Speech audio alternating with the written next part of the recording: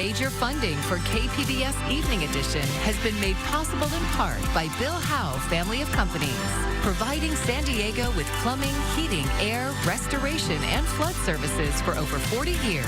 Call 1-800-BILL-HOWE or visit billhowe.com. And by the Conrad Trebas Foundation, Darlene Marco Shiley, and by the following.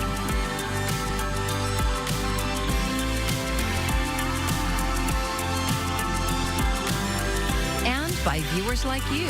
Thank you.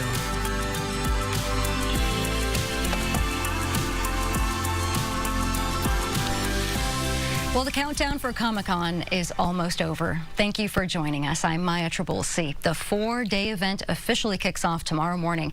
But tonight is preview night for badge holders. KPBS reporter Jacob Ayer is live downtown now. Jacob, what does it look like down there? I see a little hustle and a little bustle. Hi there, Maya. As you can see behind me, it's already starting to get busy. Comics, we have passionate fans, and pop culture already covering the convention center, as well as a lot of the downtown area here in the Gaslamp Quarter. The day before the Comic-Con officially gets underway, earlier today we spoke with some of those fans ahead of the event. This is with collaboration with Marvel Rivals. It is Doctor Strange from the video game. Took me about 3 months to make. While it will undoubtedly get a lot busier in the coming days, some congoers were already in full cosplay ahead of the event, like San Diego local Carlos Vera Vandal, who was there with a group of friends. He explained what makes the con special. The pop culture, the ability to bring everybody from different countries into one location to celebrate something as massive as comic books. Others, like local Angelica Delgado, have been staked out with a group since just after midnight, a full day before the event. They're waiting to be the first ones in the door. There's a lot of stuff in there that you can only get in there, so if your early bird gets the worm, basically. And Nadar Scott flew in from South Carolina specifically for the 20th anniversary panel for Avatar: The Last Airbender. I have a nice, comfortable chair. I have my sweater. I got a hat. I got a, well, I will get a blanket because it's going to be cool tonight. So I got my sweater, got my headphones. It's his 18th year at the con, and he's also sleeping outside overnight. My flight was supposed to be tomorrow, and I would have got here about 9 a.m. That's not going to work for me. I have to be up front and close in person. I changed my flight. I don't even have a hotel room tonight. This is my hotel room. That Avatar panel is one of the first big events of the day tomorrow. Tonight's preview night is all about shopping, and it's about to get underway. They're actually letting people inside the convention center, and the exhibit hall will open at 6. Tomorrow's main event kicks off at 9:30. Reporting live from downtown San Diego, Jacob Ayer, KPBS News. Well, Star Wars creator George Lucas is making his San Diego Comic-Con debut this year. Coming up, we ask a Comic-Con veteran for tips on getting into Hall H. CalFire's air attack base in Ramona is getting a much-needed $12 million infrastructure upgrade so it can handle bigger air tankers. KPBS North County reporter Alexander Wynn says it will also mean quicker turnarounds for firefighting aircraft. The concrete for the tarmac at the Ramona Air Attack Base was poured 25 years ago. It was to CalFire standards when we originally poured it. And now it's showing its age with cracks and chipped off concrete, which could damage the planes if those chips get sucked into the engine intakes. That's one reason the airbase is getting a revamp. They'll also be able to add this big boy to CalFire's firefighting arsenal. CalFire got 7 C-130s from the Coast Guard and is converting them to air tankers. One will be based in Ramona. That's CalFire's first C-130 for the Southern California region. The C-130 is going to be able to carry 4,000 gallons of retardant. That's a little more than 3 times the amount that these ST-2 Grumman air tankers could carry. CalFire Captain Mike Cornett says that's going to be a game changer for San Diego. The C-130 is a very big step for CalFire in San Diego and the region. That this aircraft is very capable. It's proven itself very worthy on several of our different fires that we've had them on. To accommodate the bigger C-130, these retarding loading stations will be moved to the middle of the tarmac in a pass-through design. Right now, air tankers must loop around to point the tail toward the loading bay. The C-130 can't do that because of its bigger wingspan. It's going to be kind of a pit stop stop where they're pulling through and they don't have to maneuver in different angles. That also means these tankers will have to reload in Hemet while the construction is being done. Cornet admits that will increase response times. But CalFire has a contingency plan. These 2 air tankers will remain here in Ramona, and if a wildfire breaks out, 2 more will join in from Hemet for the initial attack. And once we get a fire that goes multiple days, we have the ability to open up a mobile mix plant at Brown Municipal Field, where we'll be able to set up that mix plant and fill those planes with retardant. CalFire will also have 7 firefighting helicopters available, including one that's capable of flying at night based in Fallbrook. Construction is expected to start next month and last 8 to 12 months. Alexander Nguyen, KPBS News. Afghan refugees legally in the United States continue to find themselves targeted by U.S. Immigration and Customs Enforcement. KPBS military reporter Andrew Dyer sat down with representatives from San Diego-based nonprofit Afghan Evac to talk about the latest case. Sean Van Diver and Jessica Bradley Rushing are trying to get the word out about what's happening to the former allies of U.S. forces in Afghanistan. When people hear these stories, they are absolutely disgusted. Jessica Bradley Rushing works with Afghan Evac. Before that, she worked in the State Department resettling Afghans. When Donald Trump took office in January, he froze all refugee movement to the U.S. That includes thousands of Afghans already vetted and approved to travel. Sean Van Diver is a veteran who co-founded Afghan Evac. He says that this is all about slowing immigration. They just don't want people here. In June, ICE agents arrested a former Afghan interpreter after an immigration court hearing in San Diego. Now it's happened again in Connecticut. Zia is a 35-year-old Afghan father of 5. His attorney says he was approved for a special immigrant visa and to bring his family to the U.S. last year. He was in the process of applying for his green card last week when masked ICE agents arrested him after his green card biometrics appointment. Lauren Peterson is his attorney. Zia has done everything right. He's followed the rules. He has no criminal history. Zia was approved for humanitarian parole in 2024 due to direct Taliban threats. We're only using his first name because he fears for his family's safety. He worked as a translator and cultural advisor to American forces in Afghanistan before fleeing the Taliban in 2021. Peterson and Connecticut Senator Richard Blumenthal defended Zia at a news conference. He actually worked and risked his life in Afghanistan to uphold the values and rights that is central to democracy. And for now, him to be, in effect, violated in his rights when he has fought for those rights here is completely disgraceful. ICE did not respond to a request for comment, and the State Department said it's now focused on a policy of America first. The Department of Homeland Security did respond to questions about the arrest of an Afghan interpreter in San Diego last month. They said the government didn't have documents proving Syed Nasser worked with the U.S. Jessica Bradley Rushing with Afghan Evac says this just isn't true. I mean, we know who they are. We worked alongside them over the course of 20 years of war. There is no immigrant population that is more well known to the U.S. There is no immigrant population in our history that is more well vetted before they arrive here. As for Syed, after his asylum case was dismissed, his attorney says he passed his credible fear interview, starting the asylum process all over again. He remains in custody in Otay Mesa. Andrew Dyer, KPBS News. A KPBS investigation found the euthanasia rate for dogs at county-run animal shelters has skyrocketed in recent years. Reporter Scott Rod spoke to volunteers and former employees who claim many dogs are being put down unnecessarily. Hi, pretty girl. Are you Lily Jean? Hi. Oh, you just want loves. You just want lots of loves. Lily Jean was a 1.5-year-old German Shepherd mix with black fur and touches of white. She entered San Diego County's animal shelter system as a stray last spring. In a video provided to KPBS, she approaches the camera when she wants pets and scratches. Hello. Oh, hi. Look how pretty you are. Days after this video was taken, the shelter euthanized Lily Jean. I am left with the same questions you are, as I don't understand the decision-making process for this dog. Lena Dittar is an associate clinical professor at Cornell University's College of Veterinary Medicine. She reviewed Lily Jean's medical and behavioral file. The paperwork shows someone adopted the Shepherd mix, but returned her after a few days. They said Lily Jean was scared of a lot of things and wasn't potty trained. Later, a shelter supervisor described her as frantic while leashing and nervous of her surroundings. The shelter labeled Lily Jean as a, quote, fearful dog and decided this behavioral condition was simply untreatable. Nothing in that behavior memo tells me why you would make a behavioral euthanasia decision on this dog. It does not. There are no red flags. The fact that a dog is not potty trained, I mean, we see that all the time in shelters.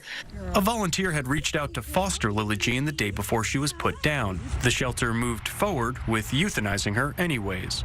San Diego County shelters serve the county's unincorporated areas and take in thousands of dogs every year.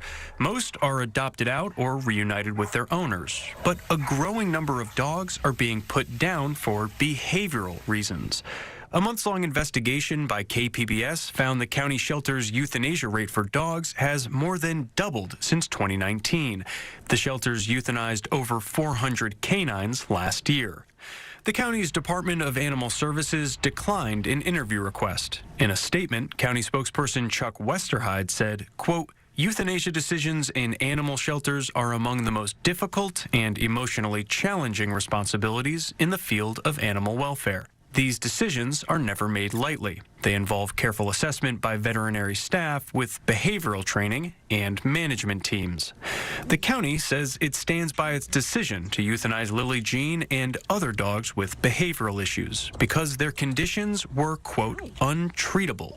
In fact, the Department of Animal Services claims it hasn't euthanized a single dog with a treatable medical or behavioral condition in a decade. KPBS interviewed nearly a dozen former staffers and volunteers who say they're skeptical of this claim. So is Dittar. It's just semantics. She reviewed the county's shelter statistics and the paperwork for several euthanized dogs. Any animal that they make a decision that euthanasia is the right thing for it automatically becomes classified as untreatable and unhealthy. And this happens all the time. Like, shelters do this all the time because these terms are vague. The county says it has a committee of department leaders and medical professionals that examines the case files of dogs before deciding their fate. But the committee does not maintain records of its meetings. KPBS reviewed nearly 200 pages of paperwork on euthanized dogs and found no mention of this committee. The staffers and volunteers interviewed by KPBS acknowledge euthanasia may be necessary when dogs are seriously ill or aggressive, but they say the county euthanizes many dogs with mild behavioral issues that could be treated with the right training. There's definitely ways to help these dogs and make them have a long life. Christina Smith is a former animal care attendant at the county's Carlsbad shelter. In my opinion, I feel like the county takes the easy way out and saying like, oh, we'll just euthanize and it's not our problem. Smith previously worked at an animal rescue that specialized in rehabilitating dogs with behavioral problems. She wanted to bring that expertise to the county's shelter system. My skills were being not utilized. I feel like I got a lot of backlash for trying, and I was told, we don't have the time, we don't have the resources, you need it elsewhere. Animal care attendants are often responsible for euthanizing dogs. Smith spoke up when she disagreed with management's decisions. And when multiple of us would vouch for a dog and say, like, don't do this because this is workable, the decision was still made. So I feel like we had no voice. Smith resigned last year, in part because of the mental and emotional toll. I would come home sometimes, and even my friends, family, they would ask me, like, is everything okay? Because they can see, like, in just the 4 months that I worked there, like, my mental status has dramatically decreased. Many of her colleagues also left. The Department of Animal Services had a staff turnover rate of nearly 70% last year. Scott Rodd, KPBS News. KPBS journalist Lainey Alfaro contributed research and reporting to this investigation. Tune in tomorrow for part 2 and hear the story of one euthanized dog that caused upheaval among shelter staff. If you have a tip for KPBS's investigations team, you can send an email to investigations@kpbs.org, or you can message them on our secure signal line at the number on your screen, 619-594-8177. Well, back to school season has officially begun as thousands of South Bay students returned to the classroom today. Our media partner KGTV was there as students arrived bright and early to a Hawaiian-themed welcome. I think I'm mostly looking forward for my 9th grade year for promotion and honestly just the new classes because I am taking more AP classes. Obviously to get really good grades because I want to succeed and make it to college. Today marked the start of the new school year for Sweetwater Union High School District. Faculty and ASB threw a welcome party for students at Granger Junior High in National City. It's one of 12 schools participating in the new Community Schools program. A community school is a school that provides resources for our students because we focus on the kids that are at risk and may need extra support. We're about seeing every kid and making sure they all feel wanted, and we take care of them academically, socially, and everything.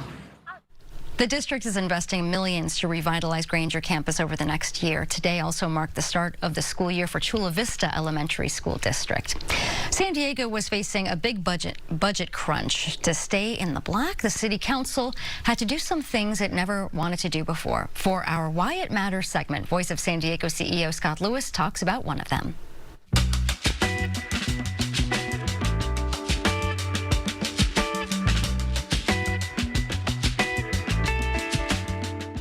One way to close the budget gap was to make people pay to park their cars in Balboa Park. And last week, the mayor's office gave us the first look at charging for parking there. But the mayor didn't even touch on what could be the stickiest and most difficult part of an already complex plan: what to do about the zoo. Let's put that aside for a minute and go through the parking everywhere else. First, the 8 streets by Bankers Hill. They will all get meters and charge the city's new rate for meters, $2.50 an hour. And then there are the 12 parking lots inside the park. The mayor wants to divide them into 3 tiers. The top tier are those prize spots, the Organ Pavilion, and the lots by the Fleet Science Center and the Natural History Museum. If you get a spot there, you're in good shape. In coming months, though, you'd have to pay $15 a day for those prime spots if the mayor has his way. The second tier lots, like the Veterans Museum, the Starlight Bowl, they'll be $5 a day. And then there's the lowest tier, the big lot known as the Inspiration Point lot. That is always a good option, even on the busiest days, and it will be free for up to 2 hours. Again, the city council still has to approve those prices, and they want to create a special permit for San Diego residents, giving them a discount. They may also try to give a deal to employees who work in the park.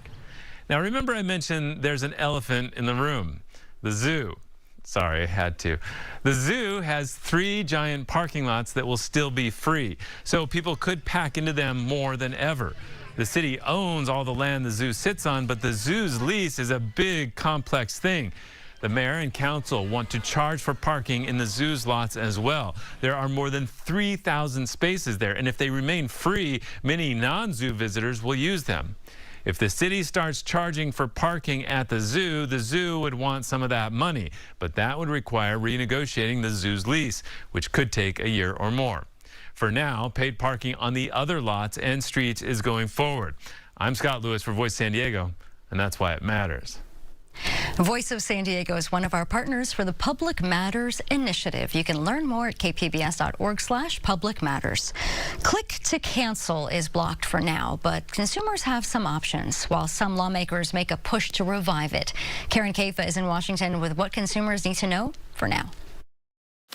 Click to cancel is canceled for now. Earlier this month, the U.S. Appeals Court blocked the Federal Trade Commission rule that would have required businesses to make it just as easy to cancel subscriptions and memberships as it is to sign up for them. The rule, passed by the FTC under the Biden administration, was set to cover everything from gym memberships to streaming services to free trials. Companies shouldn't be able to engineer a website to trap you in a doom loop simply so that they can keep taking money out of your account every single month when you don't want them to. anymore. Business groups like the U.S. Chamber of Commerce had criticized the rule as micromanaging businesses. The court nixed the rule because they said the FTC failed to conduct a preliminary analysis of the costs and benefits. They dismissed the rule based on a technicality with the FTC's rulemaking process.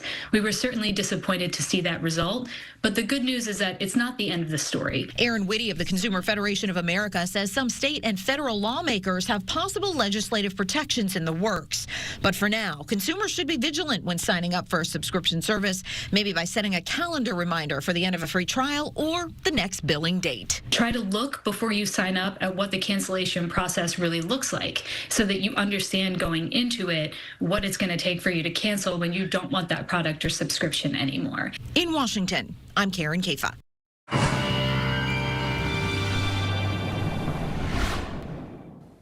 Well, the low clouds and the marine layer that is hanging on temperature-wise, not a lot of changes day to day. But as we look ahead to next week, that's when we warm up a little bit and we get back to ballpark of where we should be this time of year when we talk about historical averages. Let's talk about tonight, though. Overall, we're dropping down into the 60s and even upper 50s for Escondido, 65 in San Diego here. 69 for Borrego Springs and 56 for Mount Laguna. Not a lot of changes as far as the intermittent clouds and especially the low clouds and fog.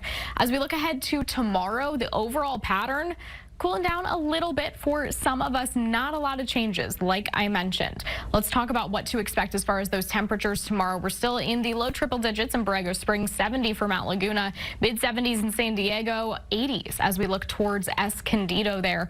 Overall, as we look at our 5-day outlook for the coast, we do start to warm up a little bit as we head back into the weekend. It's a little bit of a roller coaster, right? 79 for your Thursday. We're down to 64 by Saturday, but we warm back up to the upper 70s by the time we get to Sunday. Taking a look further inland, we are in the 80s until Saturday. Then we cool down to 78 degrees and, of course, rebound back into the 80s as we start off the new week. Like I said, kind of minor temperature fluctuations here from day to day. You probably won't notice too much of a difference between 70 to 67 in our mountain regions Thursday to Friday. We get back to 79 by the time we get to the start of the next work week on Monday. Taking a look at our desert 5-day outlook. We're staying in the triple digits, but again, 103 to 101. Are you really going to notice much of a difference? Probably not, though we do start to warm up as we head into the new week. We're at 105 for our Sunday, warming up to 108 by the time we get to our Monday. We start to see more hazy conditions by Monday as well, but overall, not a lot of differences as far as any cloud cover. Saturday is the only day that we're really dealing with that. For KPBS News, I'm AccuWeather's Anna Azalian. You can be a real-life superhero at ComicCon. The convention and San Diego Blood Bank are hosting a blood drive this week at the Manchester Grand Hyatt. The Robert A. Heinlein Blood Drive is the Blood Bank's largest and longest running event, and it began in 1977. It is named after a popular science fiction writer. Robert A. Heinlein was asked to come to Comic-Con and sign autographs. He wasn't one to really be out in the public and sign autographs, but unfortunately he did need blood transfusions at one time in his life for an illness, so he said he'll come if they connect a blood drive to the event. And so here we are almost 49 years later. And you do not need a badge to donate, but you do need to be at least 17 years old, weigh 110 pounds, and be in generally good health. Don't forget your free Fantastic Four t-shirt and other nerdy merch that after making your life-saving donation. Comic-Con kicks off tonight, and if you want to see George Lucas make his first ever appearance this Sunday in Hall H, you'll want to hear these tips from KPBS arts reporter Beth Accomando. Hall H is a big deal at Comic-Con, from major announcements to celebrities hitting the stage and fans spending days in line. As a veteran attendee, Carrie Dixon has spent time in those lines. She's now editor-in-chief of the San Diego Comic-Con unofficial blog. But even she isn't sure how intense the Hall H lines will be for George Lucas's first ever panel Sunday morning.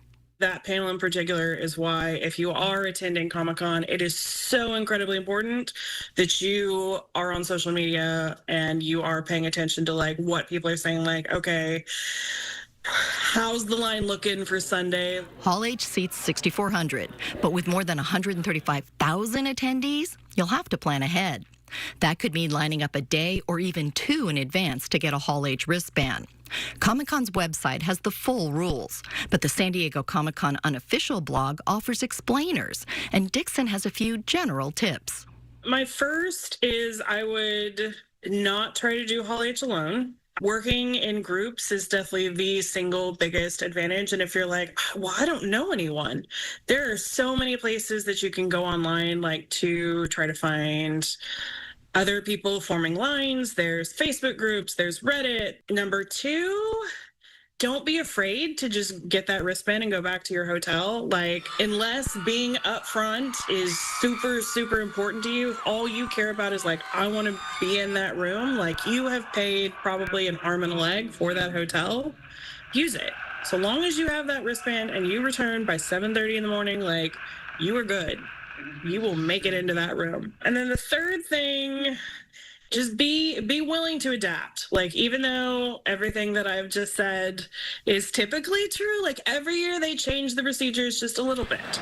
So you can go in with a plan, but you just have to be willing to adapt and like keep your phone on, because like who knows. So just be willing to adapt. And may the force be with you. Beth Accomando, KPBS News. And right now at kpbs.org, Beth has some of her suggestions for panels and events on the official Comic-Con schedule. And be sure to follow KPBS on social media for daily updates from the convention. Tomorrow, KPBS Midday Edition will broadcast live from Comic-Con, and Evening Edition will have a live show on Friday. You can find tonight's stories on our website, kpbs.org. Thank you for joining us. I'm Maya Trabulsi. Have a great evening. Major funding for KPBS Evening Edition has been made possible in part by Bill Howe Family of Companies, providing San Diego with plumbing, heating, air, restoration, and flood services for over 40 years. Call 1-800-BILL-HOWE or visit BillHowe.com. And by the Conrad Prebys Foundation, Darlene Marco Shiley, and by the following.